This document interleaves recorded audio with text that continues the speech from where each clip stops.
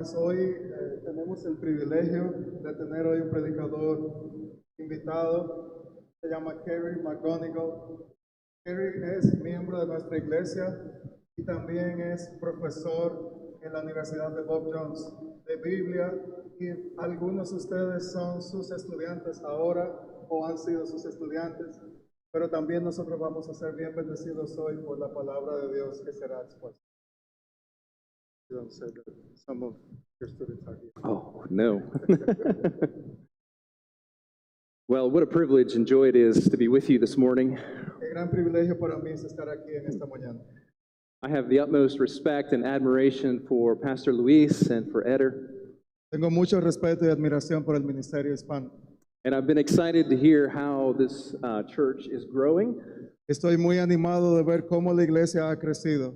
and that's what we want to talk about today. How does the church, the body of Christ, grow? Y de eso vamos a hablar hoy, cómo crece la iglesia. So we're going to be looking at a key New Testament passage that helps us understand how churches grow, Y vamos a ir hoy a un pasaje clave del Nuevo Testamento que nos enseña cómo las iglesias crecen. and why it's really important that they do grow. Y por qué es muy importante que las iglesias en hecho crezcan. As Pastor Luis reads Ephesians 4:11 to 16, I want you to be thinking about two questions or several questions. Mientras vamos a leer en un momento en Efesios 4, pueden ir buscando del 11 al 16, quiero que reflexionen en algunas preguntas. First of all, what is church growth and how would we measure it? La primera es, ¿qué es el crecimiento de una iglesia y cómo lo medimos? And how is it that the church grows and why is that important? ¿Y cómo crece la iglesia y por qué eso es importante? Let's read Ephesians 4:11 to 16. Así que si ya lo tienen, voy a leer en Efesios capítulo 4, los versos 11 al 16. Dice así la palabra.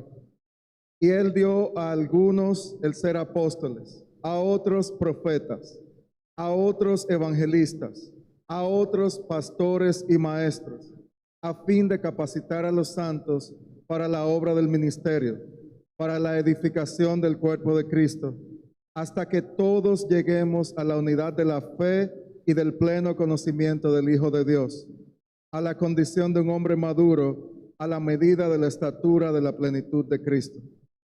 Entonces ya no seremos niños, sacudidos por las olas y llevados de aquí para allá por todo viento de doctrina, por la astucia de los hombres, por las artimañas engañosas del error.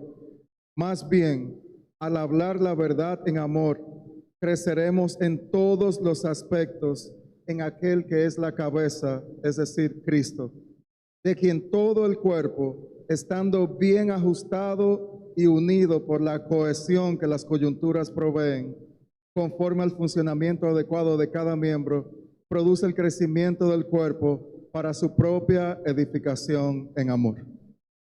This is a really important and really beautiful passage of Scripture Ese es un pasaje muy precioso de la Escritura, because it tells us that Christ gives the church everything it needs in order to grow. porque nos enseña que el Señor le da a su iglesia todo lo que la iglesia necesita para crecer. Christ is the source of our growth, and He is also the goal of our growth. Cristo es la fuente de nuestro crecimiento, pero también la meta hacia la cual estamos creciendo. I'm actually going to start this morning by looking at verse 14 and why it's really important that a church continues to grow and mature. De hecho, vamos a ir al verso 14, vamos a iniciar ahí para ver la importancia y cómo la iglesia crece. Paul is going to identify a problem here that we need to be aware of. Aquí Pablo va a identificar un problema del cual nosotros tenemos que poner atención. It's the problem of immaturity and instability. Es el problema de inmadurez e inestabilidad. In verse 14, he's also going to identify the source of that problem in order to help us avoid it. Y también en ese verso 14 pueden ver ahí que él nos va a enseñar cuál es la fuente de ese problema de forma que podamos evitarlo. The source of the instability is false teaching. Y la fuente de esa inestabilidad doctrinal es la enseñanza falsa.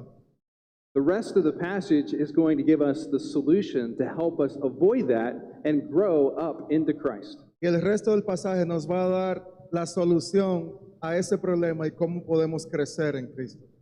Paul is going to explain how a church grows by means of truth and love. Y él nos va a enseñar cómo una iglesia crece en base a la verdad y al amor. So let's begin in verse 14 with why it's really important for a church like this to keep on growing.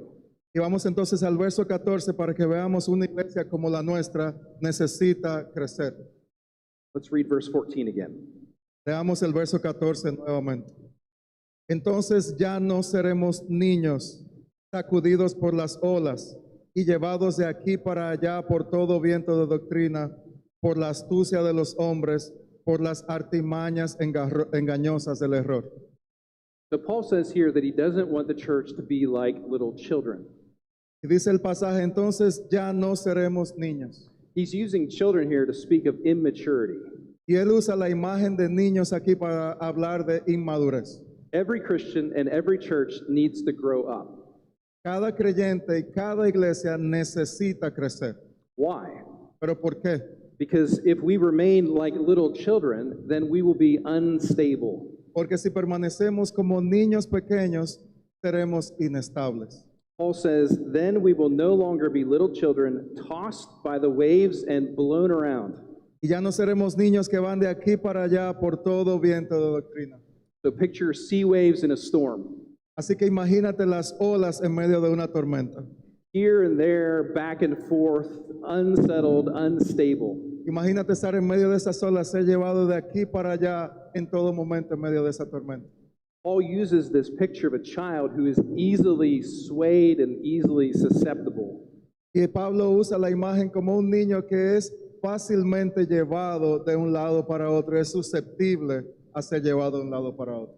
They are susceptible to things that aren't real or aren't true. Y son susceptibles a cosas o que no son reales o que no son verdades. They aren't anchored in one place. They aren't anchored in reality. No están anclados en una sola cosa y no están anclados en la realidad. There's nothing to hold them in place. No hay nada que los sostenga en ese lugar. So they are subject to outside forces. Así que están sujetos a fuerzas externas que vienen a afectar. Have you ever realized that your car was out of park? ¿Te has dado cuenta alguna vez cuando estás manejando y tu carro no lo tiene puesto en la P de parking? When it wasn't supposed to be. Cuando no debía estar en ese cambio. When I was a teenager, my brother drove us home from church. Cuando yo era un adolescente, mi hermano nos llevó a casa después de la iglesia. He pulled up into the driveway. Y estábamos saliendo de la casa, He got out to open the garage door, estaba abriendo la puerta del garaje, but he forgot to put the car in park. pero cuando hizo eso se le olvidó poner el cambio en parking, se le olvidó ponerlo en P. I was in the passenger seat, I think half asleep, Yo estaba en el asiento del pasajero and I awakened to see my brother's frightened face, y estaba yo ahí mirando la cara de mi hermano completamente asustado. and I felt myself rolling back down the driveway. Y me sentía yo como el carro iba rodando hacia atrás. My brother ran as fast as he could Y mi hermano salió corriendo lo más rápido que pudo to try to catch up to the car, para tratar de llegar al carro y subirse, but he didn't. pero no pudo. So I ended up going all the way down the driveway, across the road, and into our neighbor's yard. Así que el carro siguió hacia atrás, crucé la calle y llegué al jardín del vecino de atrás. My brother jumped in the car and sped out of there. Y mi hermano entonces ahí saltó al carro y a toda velocidad salimos del jardín del vecino. As you can tell, I survived, Como pueden ver, yo sobreviví, but my brother did not pero mi hermano no. when my dad got home. Cuando llegó mi papá a la casa. I tell you that because when you are out of park, you are out of control. Te lo digo eso porque cuando dejamos de poner el carro en parking, hemos perdido el control. Paul is warning us about being a Christian or a church that is out of park. Así que Pablo nos está llamando a ser hoy creyentes y a iglesias que estemos fuera de este descontrol. A car that is drifting and subject to outside forces that will damage our faith. Como un carro que está yéndose a la deriva y yéndose sin ningún tipo de control. James paints a similar picture in chapter 1 of his letter. Santiago capítulo 1 nos pinta una escena muy similar. He says, the doubter is like the surging sea, driven and tossed by the wind, being double-minded and unstable in all his ways. Dice ese verso, el hombre de doble ánimo es inconstante en todos sus caminos y es como llevado por las olas de un lado a otro. So what's the problem that Paul is dealing with in this passage? Así que, ¿cuál es el problema con el cual está lidiando Pablo en este pasaje? It's the problem of churches that are not firmly established. Es el problema de iglesias que no están firmemente establecidas, They are not held in one place. no están sostenidas en un lugar, They are unstable because they are immature. son inestables porque son inmaduras. So what causes this kind of instability? Pero entonces, ¿qué causa este tipo de inestabilidad? What is it that will knock Christians off balance and turn them in every which direction? ¿Qué es lo que hace que a veces como cristianos estemos fuera de balance, moviéndonos de un lugar a otro? Paul says it's the wind. Pablo dice que es el viento en este pasaje. He says, then we will no longer be little children tossed by the waves and blown around by every wind. Dice el verso 14, ya no seremos niños sacudidos por las olas y llevados de aquí para allá por todo viento. So if we're not anchored in the truth, the wind will uproot us and throw us around. Si no estamos anclados en la verdad, el viento va a venir y nos va a sacar de raíz. We saw quite a bit of this, right, during Hurricane Helene. Vimos mucho de eso durante la tormenta Elena que pasó el año pasado. Even some of these really big trees got upended because of how hard the wind was blowing. Pudimos ver como muchos árboles aún gigantescos fueron sacados de raíz por el viento. Yesterday, we were at my daughter's soccer game, Ayer estaba en el juego de fútbol de mi hija and an afternoon storm blew up. y después vino una tormenta. And the wind began to blow so hard that one of the canopies flipped over. Y vino el viento tan fuerte que una de las carpas salió volando de ese lugar. And everybody went over to try to help that lady to anchor her canopy. Y todos estábamos tratando de ayudar a esa señora que estaba ahí a anclar su carpa otra vez. If it was not anchored, it was subject to the wind. Si no estaba anclada, estaba sujeta a ser afectado por el viento. So the question is, what is the wind that Paul has in mind here? Así que la pregunta que tenemos hoy es, ¿cuál es ese viento al que se refiere Pablo? He says, then we will no longer be little children tossed by the waves and blown around by every wind of teaching. Y dice el verso 14 que seremos sacudidos, no sacudidos por olas, llevados de aquí para allá por todo viento de doctrina. So think of a weather vane ¿Qué piensa en el clima? that's mounted on top of a building and is supposed to show you which direction that the wind is blowing. Imagínate el aparato que se pone para medir el viento y el clima, que se pone encima de la casa para ver la dirección del viento. That weather vane is turning based on how the wind is blowing at that particular moment. Y ese aparato se va a mover dependiendo cómo el viento esté soplando, en qué dirección en ese momento. Paul is saying that there are certain kinds of teaching that can blow a church in various directions. Pablo dice que hay un tipo de enseñanza que puede hacer que una iglesia se vaya en muchas direcciones.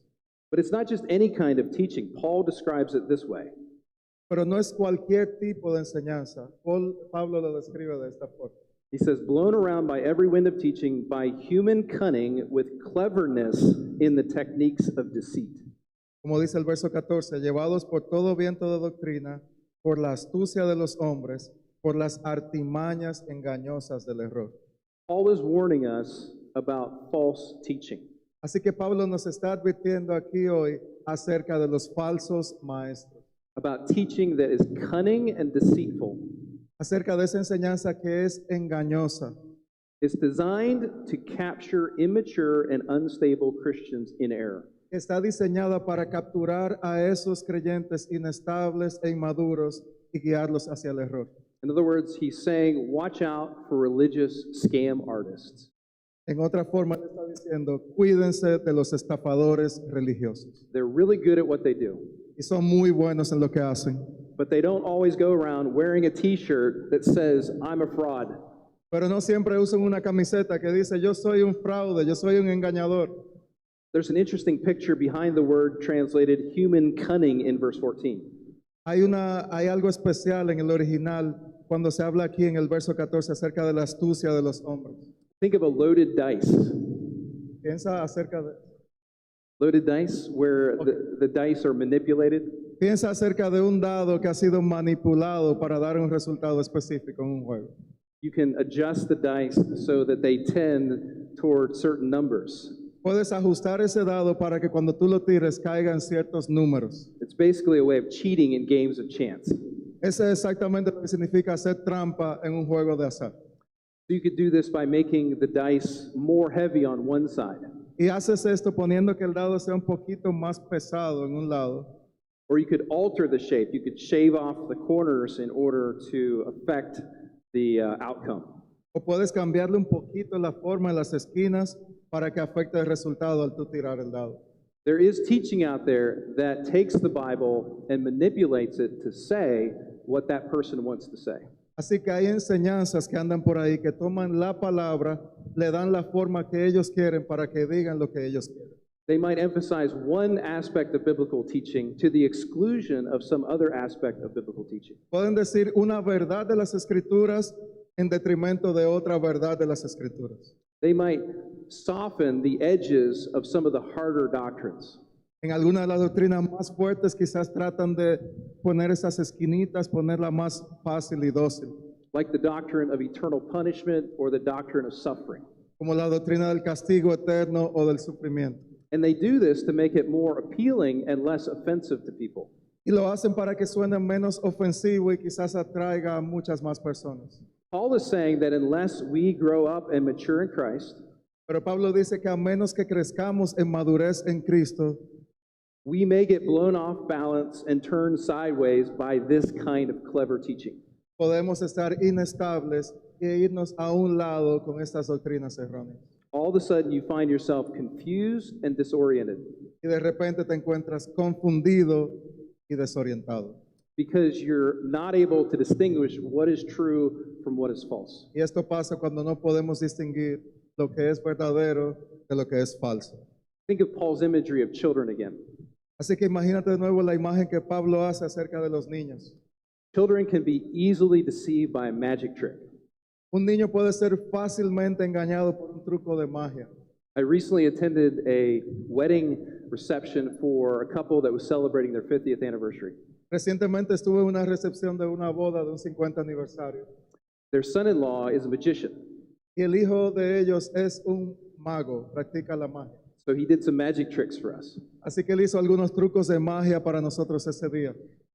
He took a newspaper and he tore it into shreds in front of our very eyes. Él tomó un papel de periódico y lo rompió en pedazos frente a todos nosotros. He showed us the shreds of paper. Y nos enseñó los pedazos de papel, el papel de periódico despedazado. And then he folded it all up again. Y después lo dobló todo bien pequeñito. And then when he unfolded it, guess what? Y adivinen qué pasó cuando él volvió a abrir el periódico. The paper was whole again. Todo estaba completo y nada estaba despedazado. Now, as an adult, I knew that was an illusion. Como un adulto yo sabía que era una ilusión. I didn't know how he did it, Yo todavía no sé cómo él lo hizo, but I knew it was a trick. pero yo sé que era un truco. But there may have been some children there Pero podía haber niños ese día who thought this was magic. que creyeron, esto es magia. This kind of trickery goes all the way back to the serpent in the Garden of Eden. Y estos trucos y magia lo podemos ver aún desde la historia del jardín del Edén. The same word cleverness that Paul uses here in verse 14, Esa misma palabra de astucia que se usa en el versículo 14, he uses in 2 Corinthians 11 of the serpent deceiving Eve. o las artimañas engañosas, es la misma palabra que se usa también para hablar de la serpiente engañando a Eva. The serpent deceived Eve, Paul says, by his cunning. Segunda de Corintios 11 dice que la serpiente engañó a Eva. And remember, he did it with a lot of skill and a lot of subtlety. Y lo hizo con mucha habilidad y con mucha sutileza. Did God really say, ¿Realmente dijo Dios eso? "You will not certainly die"? Tú no vas a morir. Texts like these in Ephesians 4 serve as a wake-up call to believers. Entonces textos como este que tenemos hoy nos sirven como una llamada a nosotros despertar hoy. They call us to be alert to the reality and possibility of being deceived. a estar alerta acerca de la posibilidad y la realidad de que nosotros podemos ser engañados by cunning teachers of error. por astutos maestros del error. And if we are not growing up and maturing in Christ, Así que si no estamos creciendo en madurez en Cristo, then we are the most susceptible to those gusts of wind. somos mucho más susceptibles a esas ráfagas de viento que vienen a atacar. Friends, there are many crosswinds in our culture today. Mis hermanos, hay muchos vientos cruzados en nuestra cultura en el día de hoy. And those winds could blow you off course if we're not vigilant. Y si no somos diligentes, esos vientos cruzados nos pueden sacar del lugar. There's the wind of cultural accommodation. Está el viento de la acomodación o el acomodamiento cultural. The wind is blowing hard out there, isn't it, on issues like sexuality and gender and marriage. Como en asuntos del género, de la sexualidad. It would be very easy for a church to get blown off course. Será muy fácil para la iglesia, si no está anclada, dejarse llevar por esos vientos de acomodamiento cultural. There's the wind of the prosperity gospel. También es el viento del evangelio de la prosperidad. There are teachers on TV and the internet Hay muchos maestros en internet y en la televisión who would tell you that God wants you to be financially successful and healthy. que te dicen que Dios quiere que tú seas exitoso en tus finanzas y en tu vida. And that if you aren't, it's simply due to a lack of faith. Y si no lo eres, es simplemente porque no tienes una fe suficiente. A Christian who's not rooted and grounded in the Bible's teaching, Y un creyente que no está enraizado en la palabra, the Bible's teaching on suffering and discipleship, en lo que la palabra enseña acerca del discipulado que conlleva sufrimiento, they might not see that there's trickery involved, podrían no darse cuenta que hay trucos detrás de todo esto, that the dice are loaded, que los dados han sido cambiados para que den un resultado diferente. Again, an immature church or Christian will be like that weather vane in the wind. Así que la imagen sigue siendo este aparato que mide el viento. So what is the remedy to avoid this kind of teaching that misleads the immature? Entonces, ¿cuál es el remedio para nosotros lidiar con este viento de engaño que daña a la iglesia? Paul gives the contrast in verse 15. Y él hace el contraste, pueden ver en sus Biblias en el verso 15. Más bien, al hablar la verdad en amor, creceremos en todos los aspectos en aquel que es la cabeza, es decir, Cristo. Paul says there are two lines of defense for any Christian or church like this one. Así que Pablo nos da dos líneas de defensa para todo creyente y toda iglesia. Maturity in Christ, that's the solution. Madurez en Cristo es la solución. Truth in love, that's how we mature. Y la verdad en amor es cómo logramos esa madurez. In other words, the solution to instability is spiritual maturity. Entonces, la solución es madurez en la estabilidad doctrinal. And that maturity comes as we speak the truth in love to one another. Y esa madurez viene mientras hablamos la verdad en amor los unos a los otros. Truth in love is how we become grounded and firmly established. Entonces, la verdad en amor es como nosotros entonces podemos enraizarnos y estar firmemente establecidos. So just like there's false teaching that comes in deceit, Así como hay una enseñanza falsa que viene a través del engaño, there is truthful teaching that comes in love. hay enseñanza verdadera que viene a través del amor. The false teaching leads to our ruin. La enseñanza falsa nos lleva a la ruina. The true teaching leads to our growth. La enseñanza verdadera nos lleva a crecer. So let's talk about the solution to the problem, spiritual maturity. Entonces vamos a hablar un poco acerca de esa solución, la madurez espiritual. Paul says, let us grow in every way into him who is the head, that is Christ. Pablo dice, en quien crecemos en Cristo, quien es la cabeza. So it's not surprising, is it, that the remedy to being a child is to grow up. Entonces no es nada muy difícil de entender que el remedio para dejar de ser un niño es crecer. Every church needs to grow. Toda iglesia necesita crecer. But there are a lot of wrong assumptions about what church growth is. Pero hay muchas presunciones erradas de lo que significa el crecimiento de la iglesia. Some people think it's more people attending, Algunos creen que es que haya más personas en el lugar de reunión. or maybe it's more buildings or projects or campuses. o que haya más edificios y más campuses. Maybe it's more programs and ministries. Quizás que haya más ministerios y más programas. Maybe it's more money coming in. Quizás que esté entrando más dinero y más recursos. But the kind of growth that Paul is talking about here Pero el tipo de crecimiento del que habla Pablo en estos versos is spiritual maturity. es una madurez espiritual. So though there may be nothing wrong with those kinds of things, Que aunque no hay nada malo con todas estas cosas que dije, what will keep this church anchored and stable in the future is growing up into Christ. lo que va a mantener a nuestra iglesia firme y sostenida y anclada es crecimiento en Cristo. The great goal for any church La gran meta de toda iglesia is to grow up into mature adulthood. es crecer a esa madurez y esa adultez. The measure of that adulthood is Jesus Christ himself. Y la medida de esa adultez es Cristo mismo.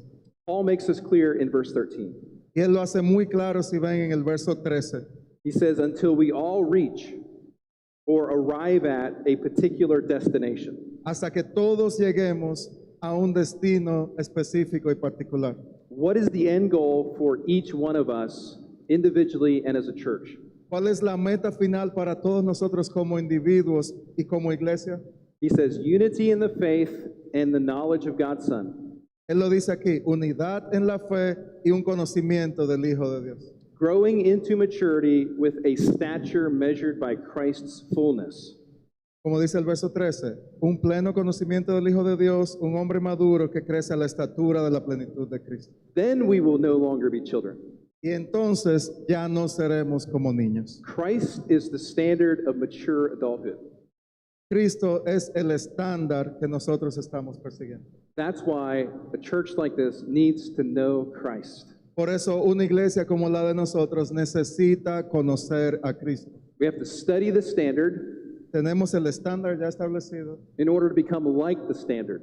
para que podamos caminar con ese estándar. When I was a kid, I used to record baseball games on VHS tapes.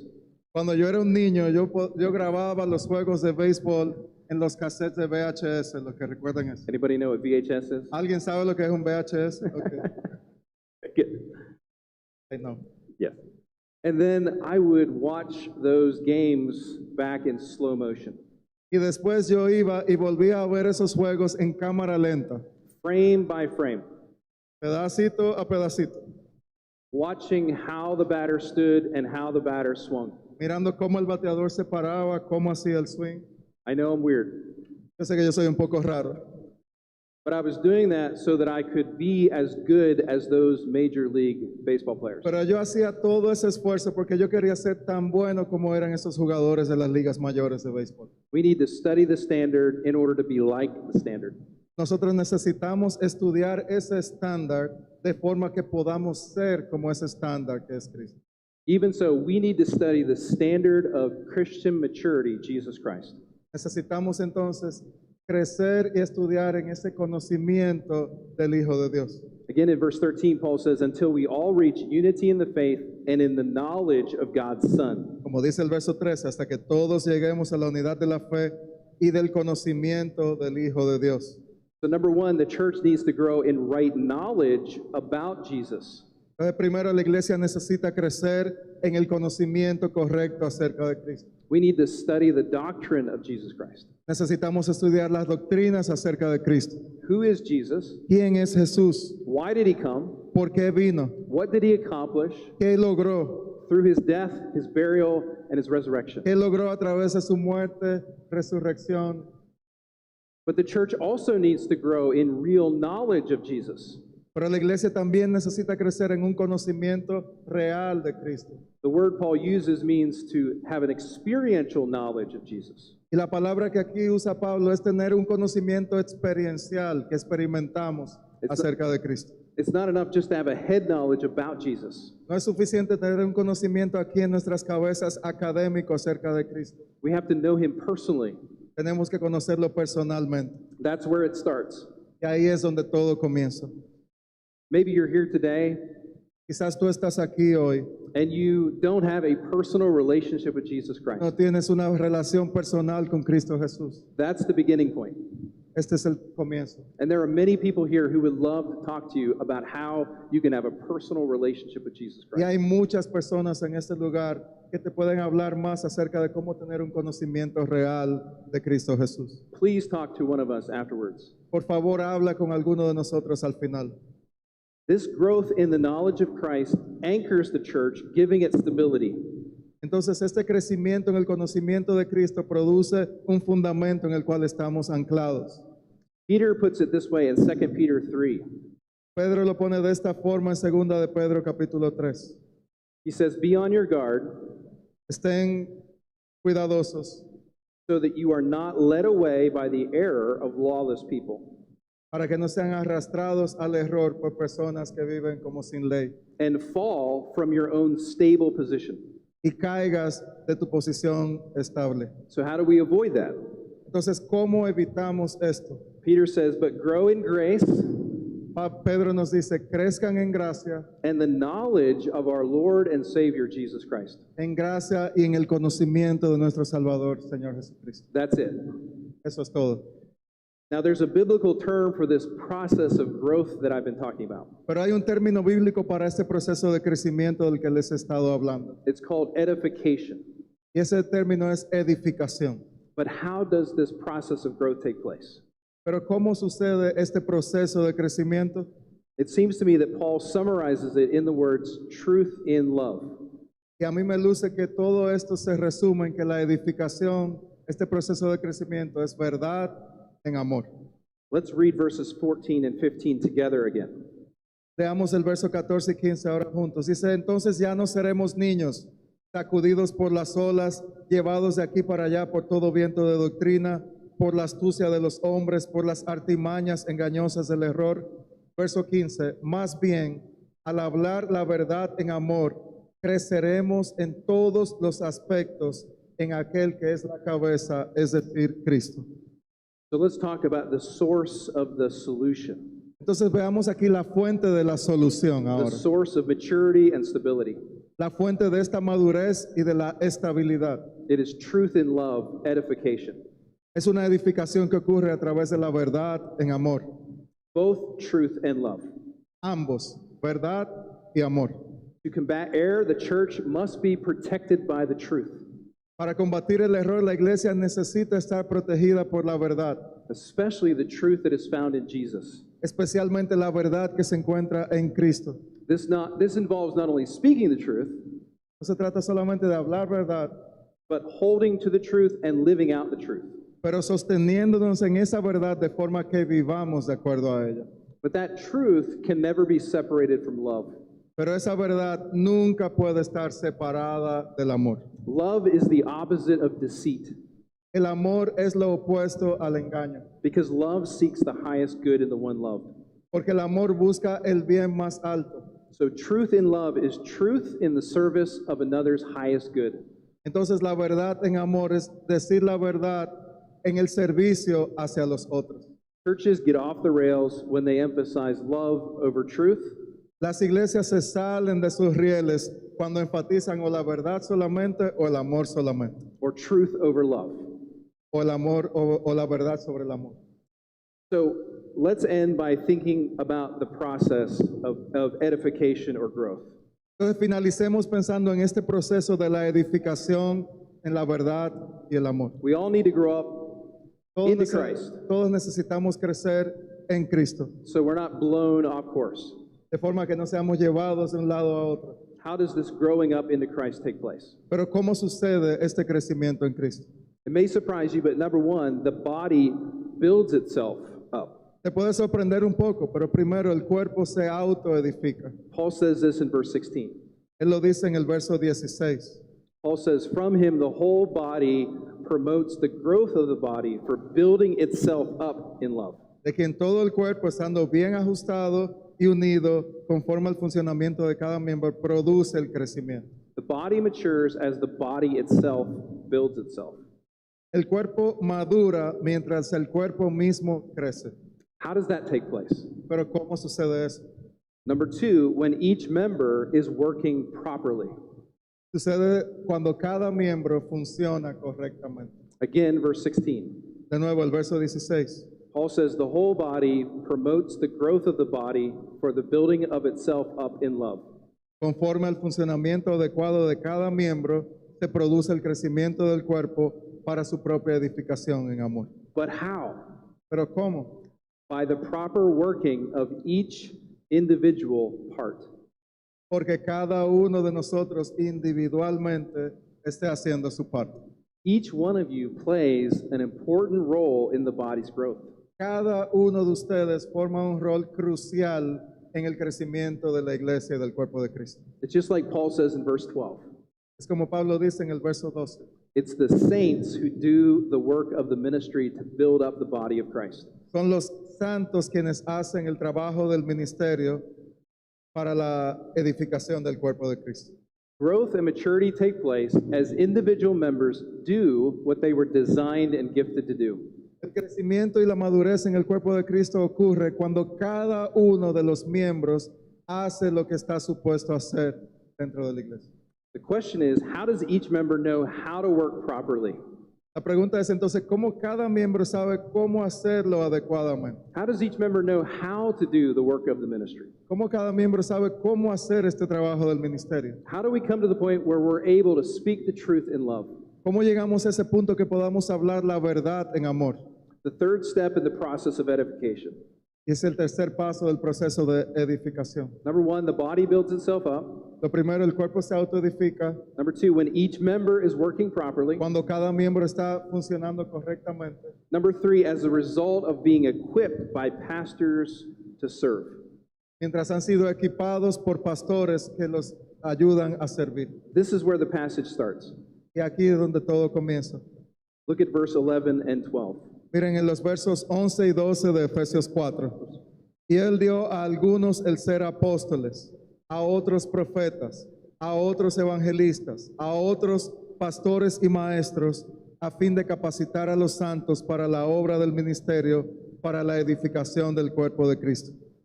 To equip is to make someone fit to serve the goal. Equipar o capacitar es dar los recursos que alguien necesita para cumplir y llegar a la meta. How is it that members of a body like this ¿Cómo es que miembros de un cuerpo como este are able to function properly? pueden funcionar adecuadamente? Because there are pastors and teachers to equip them to do so. Porque hay pastores y maestros que están ahí para equiparlos y capacitarlos. And here's what I want you to really see, Y aquí es lo que yo quiero que ustedes vean. is that all of this growth Es que todo este crecimiento del que hemos hablado, ultimately comes from Jesus Christ himself. de última manera viene a través de Cristo Jesús. He is the ultimate source. Él es la fuente. This is where the passage ends, and this is where the passage begins. Aquí es donde el pasaje termina y donde el pasaje comienza. Let's start at the end, verse 16. Miren el final del verso 16. From him, that is Christ, the whole body promotes the growth.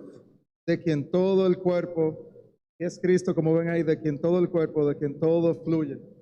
And if you look at the beginning of the passage, verse 11, Y si ven el principio del pasaje en el verso 11, all of those gifted individuals like pastors, teachers, todos esos individuos que tienen dones como pastores y maestros, who equip the saints for the work of the ministry, que capacitan a los santos para la obra del ministerio, those individuals come from Jesus Christ. esos individuos vienen de Cristo Jesús. They are a gift Ellos son un regalo from him. de parte de Dios. Verse 11 says, he himself, that is Christ, gave these individuals to equip the saints to build up the body of Christ. Miren el verso 11 cómo comienza. Y Él dio a todas estas personas para capacitarnos para la obra del ministerio. So the growth of the body, Así que el crecimiento del cuerpo de la iglesia, the gifted individuals who promote that growth, los individuos a quien Él les ha dado dones promueven ese crecimiento. the power to exercise those gifts, El poder de poder usar esos dones. all comes from the head of the body, Jesus Christ. Todo esto viene por la cabeza del cuerpo que es Cristo. So I end with the big idea of this passage. Así que culminamos con la gran idea de este pasaje. Christ gifts his church to grow. Cristo le da dones a su iglesia para que crezca. And in so doing, he protects it from the instability of immaturity. Y cuando hace esto, protege a su iglesia de la inestabilidad y de la inmadurez. This passage calls us to be alert against false teaching Este pasaje nos llama a estar alertas a las falsas enseñanzas and to be part of a community, a church that is characterized by truth and love. y por estar y ser parte de una congregación que sea caracterizada por vivir la verdad en amor. We need the local church. Necesitamos a la iglesia local. We need pastors and teachers who will speak the truth to us in love. Necesitamos pastores y maestros que enseñen la verdad y el amor. We need fellow Christians around us who will speak the truth in love. Necesitamos creyentes alrededor de nosotros que nos hablen la verdad en amor. It's in that context that we grow and mature, Y es en ese contexto donde nosotros podemos crecer. to know and become more like Jesus Christ himself. Para conocerlo y parecernos más a Cristo Jesús. This is the way that Christ himself has designed it. Y esa es la forma en que Cristo mismo lo ha diseñado. This is how he cares for us. Esa es la forma en que Él nos cuida. This is how the good shepherd protects his sheep from falsehood. Así es como el buen pastor protege a sus ovejas. So what have we learned from this passage today? Entonces, ¿qué aprendimos hoy de este pasaje? Christ gives his church everything it needs in order to grow. Cristo le ha dado a su iglesia todo lo que necesita para que su iglesia crezca. Everything it needs to mature in order to know him and be like him. Todo lo que necesita para madurar, crecer y parecerse más a Él. Let me encourage you to commit yourself to a community of Christians like this, Te quiero motivar hoy a que te comprometas a una comunidad de creyentes como la que estás hoy aquí, where you can grow and flourish donde puedes crecer y florecer and be all that God intends for you to be. y que seas todo lo que Dios quiere que tú puedes ser. Amen. Amén. Oremos. Gracias, Señor, te damos por tu palabra. Gracias, Señor, porque el mismo Dios que nos salva nos provee las herramientas necesarias para que ahora crezcamos en Él. Ayúdanos, Señor, a ser una iglesia que crezca en ti, una iglesia que esté fundamentada en la verdad y en el amor, una iglesia, Señor, que esté lista para enfrentarse a todo viento de doctrina que hoy enfrentamos. Y, Señor, una iglesia que esté lista para vivir unos juntos con otros mientras somos capacitados por ti para vivir esta transformación y esta santificación juntos. Gracias, Señor, te doy por nuestra iglesia y gracias, Señor, por el crecimiento que nos has ido dando y oramos hoy, Señor, que este crecimiento sea cada día más evidente en medio nuestro. Más que número, Señor, que haya crecimiento espiritual individual que se refleje en un crecimiento espiritual corporativo y entre todos nosotros. Gracias, Señor, por tanto. En el nombre de Jesús oramos. Amén.